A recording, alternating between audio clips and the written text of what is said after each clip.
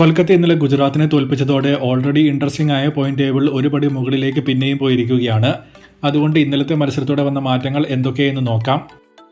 8ാം സ്ഥാനത്ത് നിൽക്കുന്ന ഡൽഹിക്ക് മാക്സിമം 14 പോയിന്റ് വരെ മാത്രമേ എത്താൻ പറ്റൂ.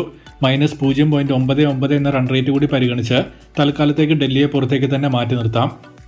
7ാം സ്ഥാനത്ത് നിൽക്കുന്ന കൊൽക്കത്ത ഇന്നലെ ജയിച്ചതോടെ അവരുടെ വിദൂര സാധ്യത അവർ ഒന്നുകൂടി മെച്ചപ്പെടുത്തി. എങ്കിലും മാക്സിമം 15 പോയിന്റ് വരെ എത്താൻ പറ്റുന്ന കൊൽക്കത്തയ്ക്ക് മറ്റുള്ള ടീമിന്റെ റിസൾട്ട് കൂടി ആശ്രയിക്കേണ്ട നിലയിലാണ് കാര്യങ്ങൾ. കൊൽക്കത്ത എല്ലാ കളിയും ജയിക്കുകയും 4ാമതായി ഒരു ടീം 14 പോയിന്റിന്റെ മുകളിലേക്ക് പോകാതിരിക്കുകയും ചെയ്താൽ മാത്രമേ കൊൽക്കത്തയ്ക്ക് പ്ലേ ഓഫിൽ കയറാൻ പറ്റൂ. അതിനുവേണ്ടി രാജസ്ഥാൻ 2 കളിയും ചെന്നൈ 1 കളിയും പഞ്ചാബ് 2 കളിയും തോക്കണം. പഞ്ചാബ് 1 കളി ജയിച്ചാൽ തന്നെ അവർ 15ലേക്കാണ് പോവുക. റൺ റേറ്റ് കൂടി പഞ്ചാബിന് ബെറ്റർ ആയതുകൊണ്ട് SRC ജയിക്കുന്നതായിരിക്കും KKRന് നല്ലത്.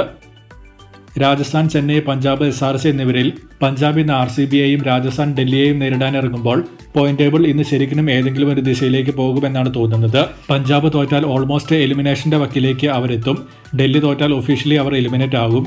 രാജസ്ഥാന് ജയിക്കാൻ പറ്റിയാൽ 4th സ്പോട്ട് ചാൻസ് ഏറ്റവും കൂടുതൽ രാജസ്ഥാന്റെ കയ്യിലേക്കായിരിക്കും പോവുക.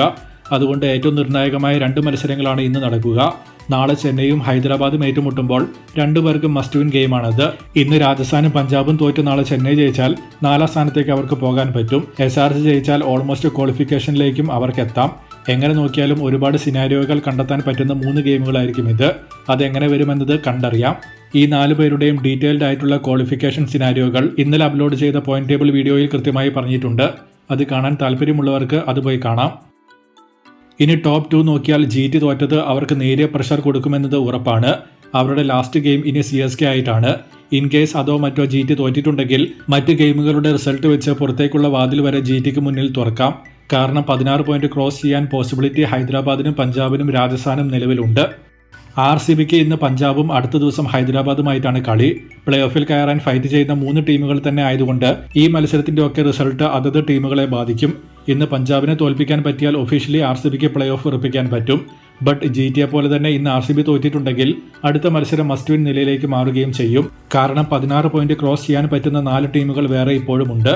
അതല്ലെങ്കിൽ ഇന്ന് രാജസ്ഥാൻ തോൽക്കണം. അങ്ങനെ വന്നാൽ പിന്നെ 16 പോയിന്റിലും RCB സേഫ് ആണ്. കാരണം RCBക്ക് ടൂർണമെന്റിലെ ബെസ്റ്റ് റൺ റേറ്റ് ആണ് നിലവിലുള്ളത്.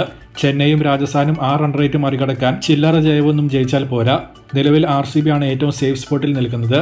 അത്ഭുതങ്ങൾ വന്നാൽ മാത്രമേ അവർ പുറത്തേക്ക് പോകൂ.